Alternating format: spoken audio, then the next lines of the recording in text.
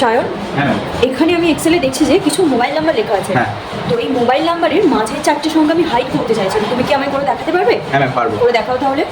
প্রথমে আমরা ইকুয়াল দেবো, হুম, ইকুয়াল দিয়ে লেফট লিখব, লেখার পর ব্র্যাকেট অন করবো, করার পর এই সেলসটা সিলেক্ট করবো। তো প্রথমে আমরা যেহেতু 3টে সংখ্যা রাখতে চাইছি, আমরা কমা দিয়ে 3 লিখবো।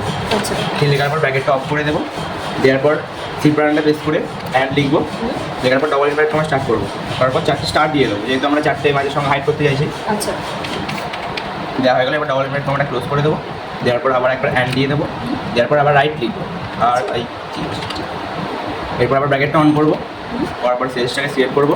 তো আমরা যেহেতু শেষে আরও 3টে সংখ্যা রাখতে চাইছি, তো আমরা কমা দিয়ে আবার 3 লিখে নেবো। এরপর ব্র্যাকেটটা অফ করে এন্টার দিলে 4টে সংখ্যা হাইড হয়ে গেল। আচ্ছা তারপরে এটাকে অটো ফিল করে দেবো, করলেই সবগুলো নাম্বারের মাঝে 4টে সংখ্যা হ্যাঁ, এসে যাচ্ছে। আমাদের হাইড হয়ে গেছে, তাই তো? হুম। Very good.